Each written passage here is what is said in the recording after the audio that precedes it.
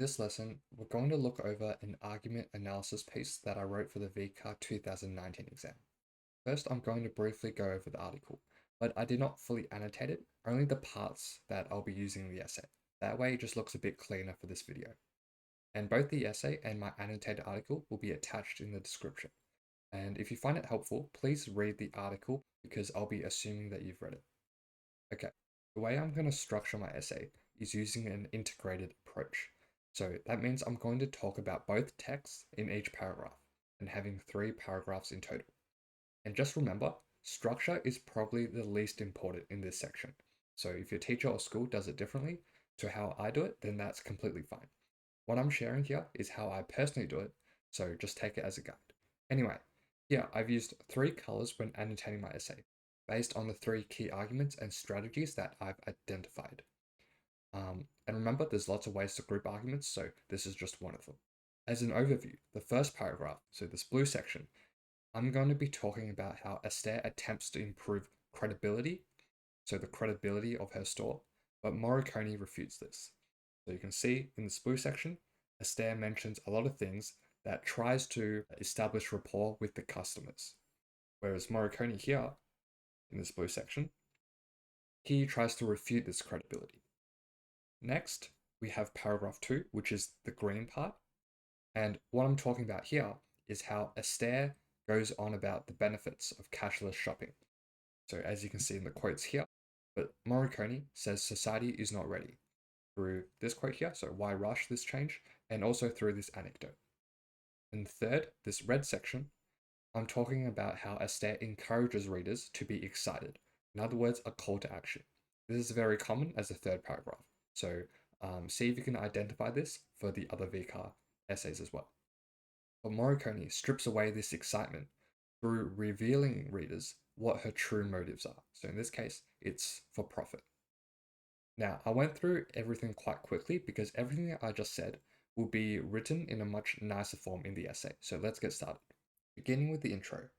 I'm not going to talk about this for too long since the structure is not the most important thing for argument analysis, but in terms of how I do it, I'm just going to go over the structure that I use. So how I usually do it is to begin with the contextualizing sentence. So this part up here. And this is pretty much just your background information reworded to suit your essay. Then I introduce the text of text 1, sorry. So in this case, it's the better, faster shopping experience by Astaire. Then I talk about the contention, which is that the shop is no longer going to accept hard currency. After I do that, I think it's a good idea to talk about the audience and argument type. So what type of audiences is she appealing to? In this case, it's more progressive customers who want to change.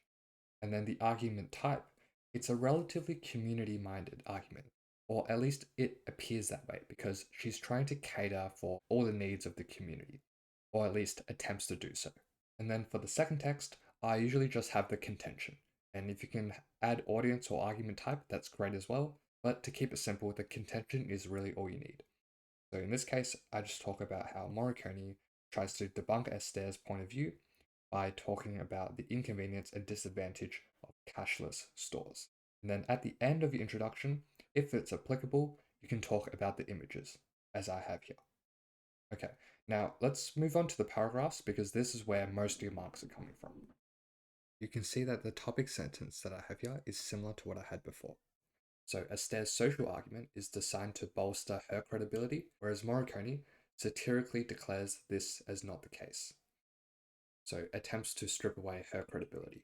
Okay, so the topic sentence basically summarizes what both authors are going to be talking about for the first section.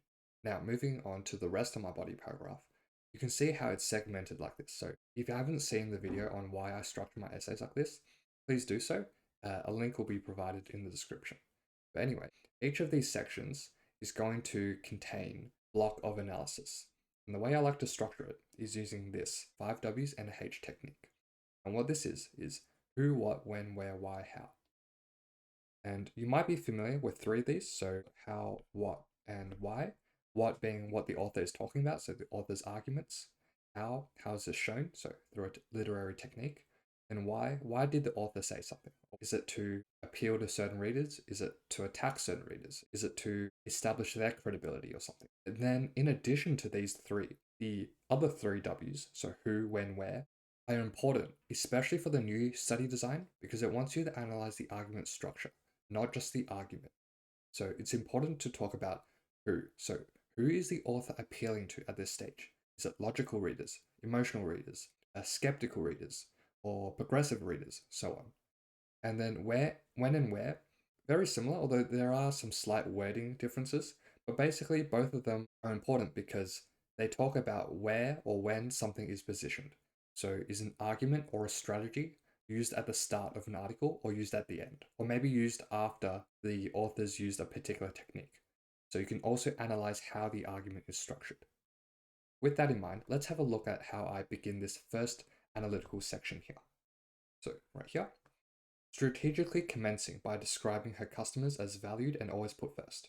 Okay, so strategically commencing, that's where. So this is where she's mentioning this point. So she's doing it from the outset. She immediately hopes to elevate them to the center of her focus and concerns, with the adjective always implying unwavering support from the author. And as a side note, what I view as one of the differences between a 9 and a 10 essay is these parts here. You really want to drill into individual words and analyze and unpack them.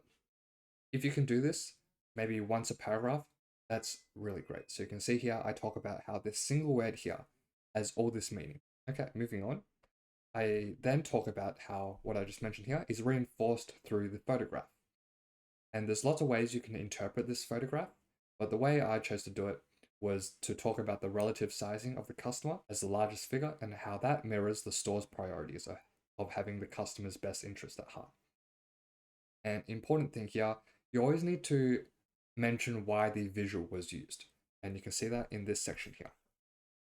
By positioning the visual information early on in her piece, so again, that location of the argument is important.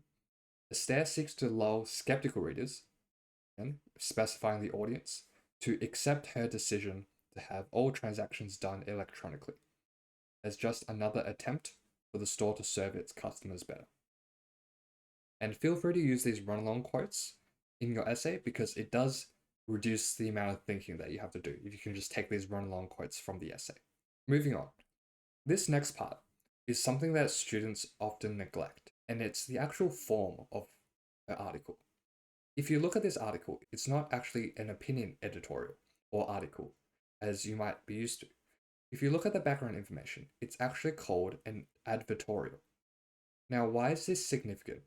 An advertorial is basically an ad that looks like an editorial. So, in other words, it has the motives of an ad, but it has the credibility or supposed credibility of an editorial. So, by using this format, what Astaire essentially is doing is enshrouding her true economic motives, which is to attract more customers to the store and therefore more profit. So by using this format, she's inclining unsure readers to be more receptive to her following arguments. And notice how in front of all my audiences, I like to have an adjective in front of it because that is being specific about the audience. Okay, moving on to text 2, I make this comparison here in a like-minded attempt to enhance his authority. It's not essential comparison, but it does add more depth to your writing. Okay, Morricone initiates his condemnatory argument by establishing his credibility, basically.